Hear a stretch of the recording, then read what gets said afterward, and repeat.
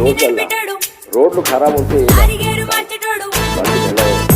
రోడ్లు ఎంతమంది అంత పెద్ద యాక్సిడెంట్స్ అంత పెద్ద ఈ రోజుల్లో రోడ్లు ఖరాబ్ ఉంటే